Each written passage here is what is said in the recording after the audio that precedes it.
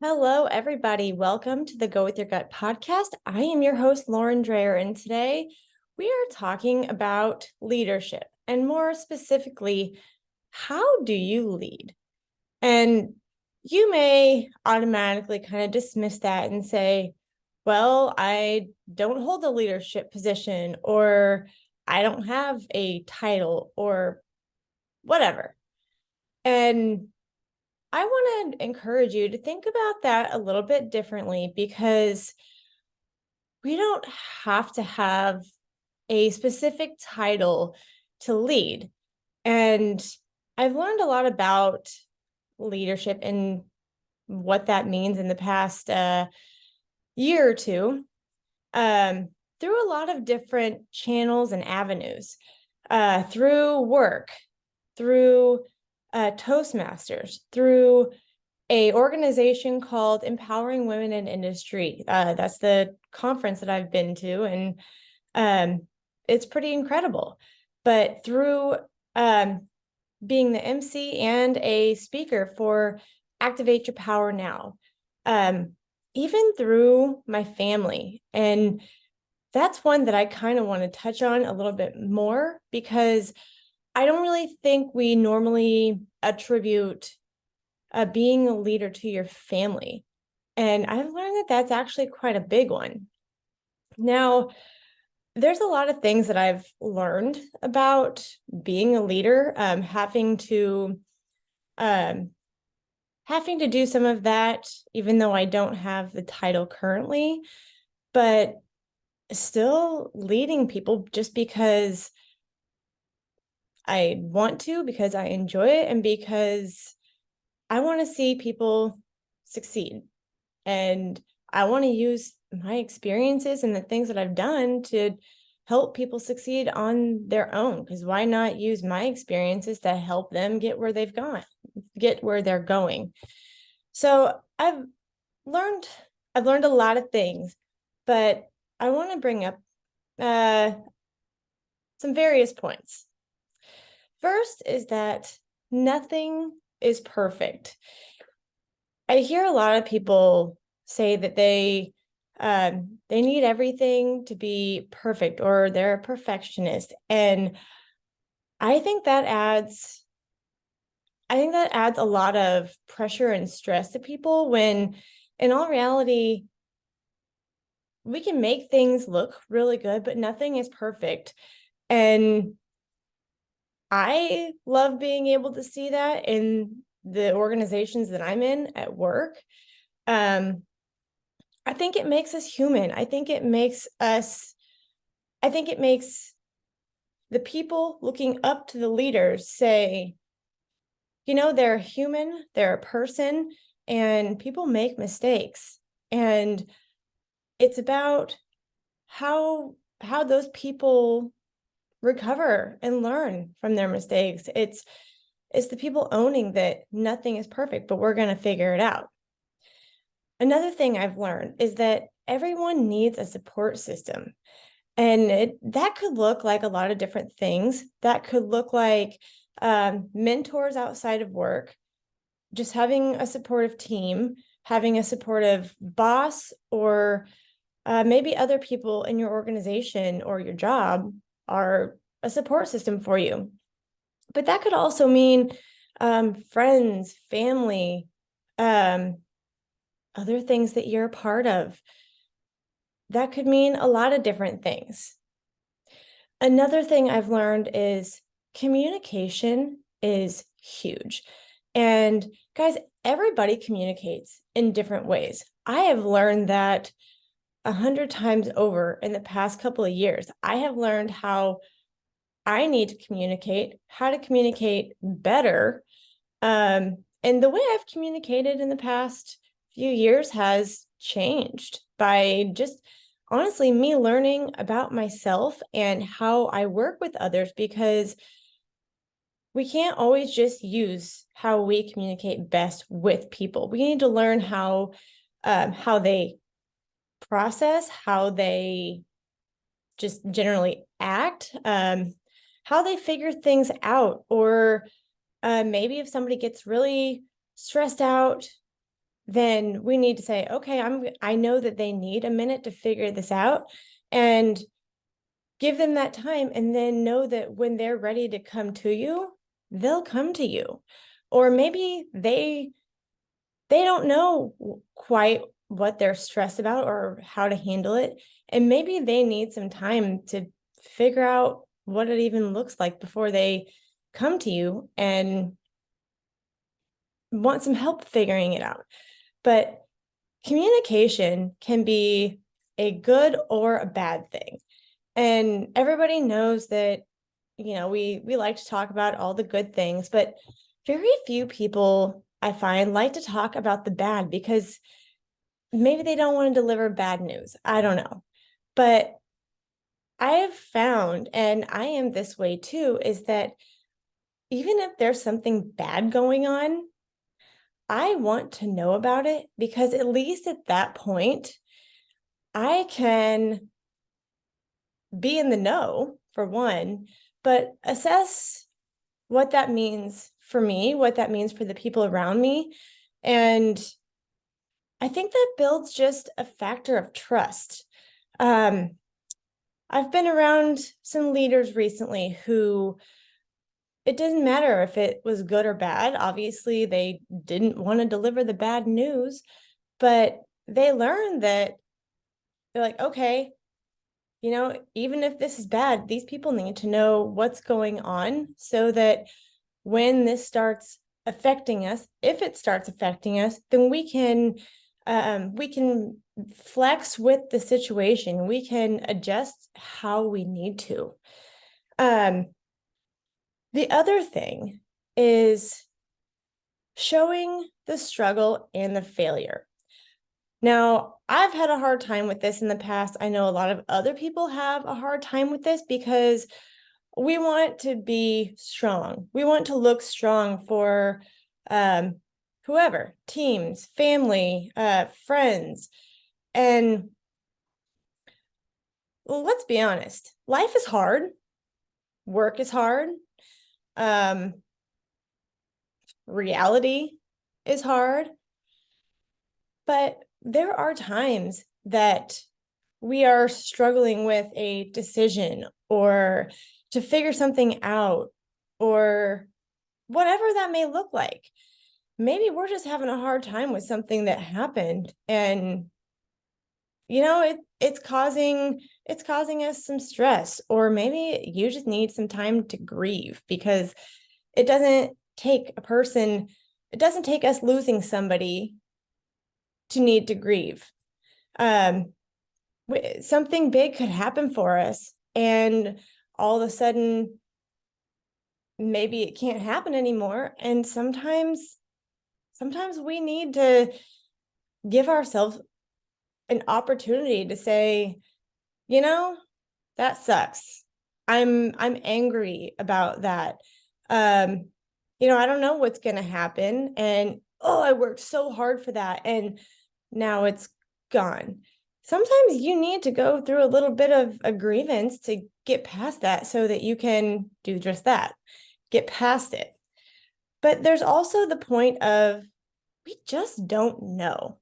And showing the struggle, showing the failure, and the I just don't know, I think are huge, because whether it's an outside organization, whether it's work, whether it's family, whoever, you're showing them that it's hard, that something is hard, but it's doable. Or if you failed, that yes, you failed. Maybe you're a little bit disappointed, but you've got the grit and the tenacity to say, well, this didn't work. I'm going to figure out how to do it in a different way. Or the I don't know, because we don't always have the answers. And a lot of us have really talented people around us, teams, maybe connections, who knows what it is. And if you say, here's what's going on, here's the problem, I don't know what it's going to look like, I don't know how to fix it. I don't know. And there is there is such well, let's talk about it this way. For me, when somebody shows me any of those things and says, I don't know, for me, it develops a level of trust because I can trust them to tell me that they don't know, to be open with me. And it invites your team, the people around you, those talented people around you, to give input, to help you, to say, I have an idea. And then you can use those people's ideas to move forward. And all of a sudden, you're building up other people and saying, I don't know, you help me fix it. And if that's not leading, I don't know what is. But I say all this because even with kids and families, now sometimes we don't think about leadership being something that you do in your families because it's a lot of times it is a professional term. But when you have families, when you have kids, no matter what that looks like for you, families are, I mean, things are difficult. Life is difficult. Um, Relationships are difficult. And sometimes there's tension, there is frustration, there is there's anger in relationships and families. Show everybody what it's like to go through that struggle. My kids the other day came in and I was sitting somewhere and I was trying to figure something out. And, they could tell something was wrong. And one of the boys came up and gave me a hug. And I said, I'm having a difficult time with this. I don't know how it's going to look, but I'm working on figuring it out. And I want them to see that they can do those hard things, that like mom and dad struggle with things, or, other adults struggle with things. I want them to see that that's part of life. That's part of growing, that's part of growing as just a person, honestly. And I want them to see us work through those difficult situations, work through the issues that come up, work through those hard times, because hard times will happen in every stage of life. But showing your family how you work through the hard times, that you take care of yourself to be able to work through those hard times.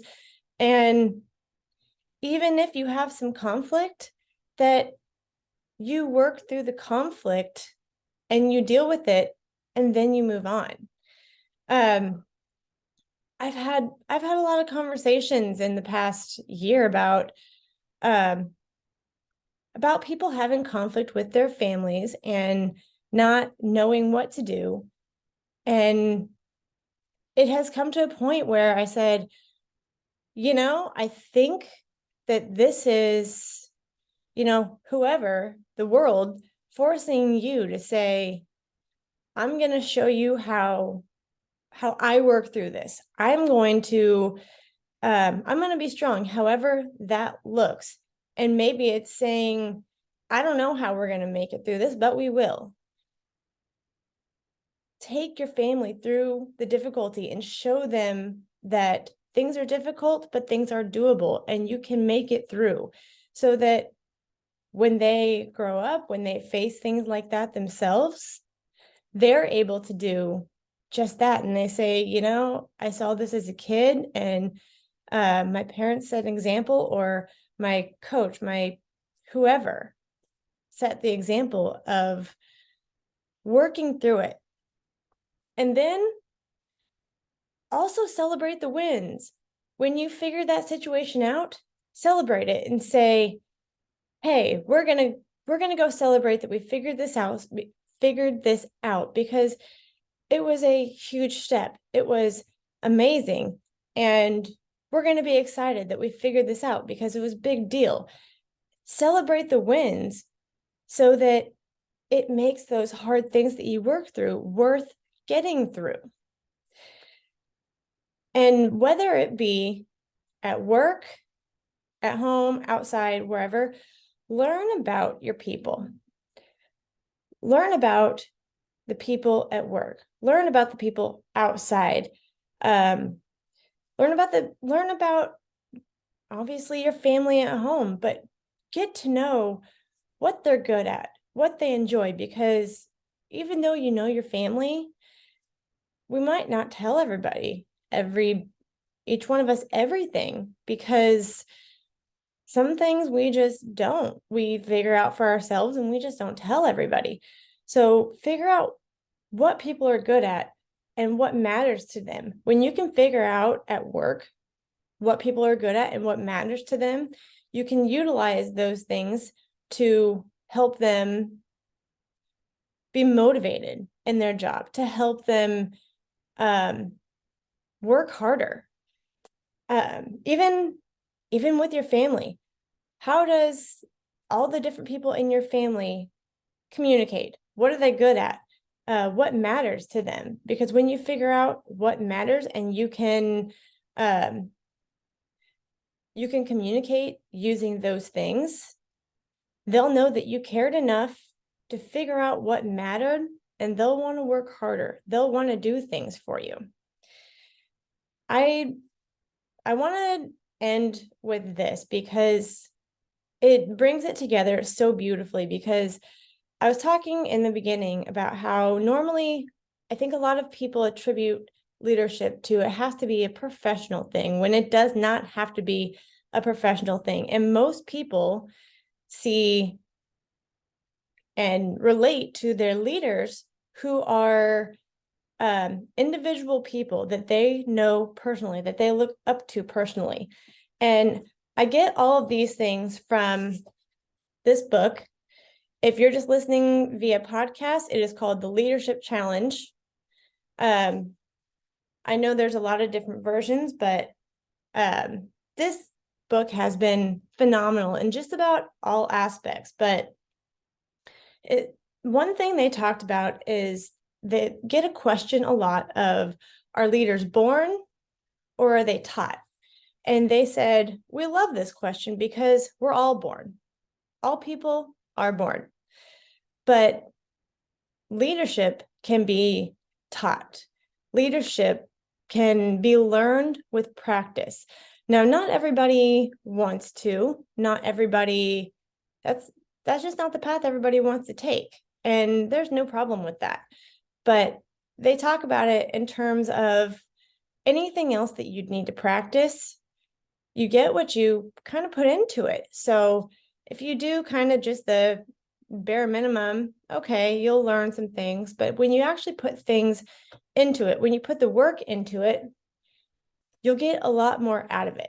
And I wanted to read this because it just hit home so much for me. And it said, and before this, it was talking about that a lot of the examples come from big organizations and people that are, executives. But they said it's not about it's not about what company you work for. It's not about a position or a title. It's not about having organizational power or authority. And it's not about being a celebrity or the number in your bank account. And it's not about being some hero. They said leadership is about relationships.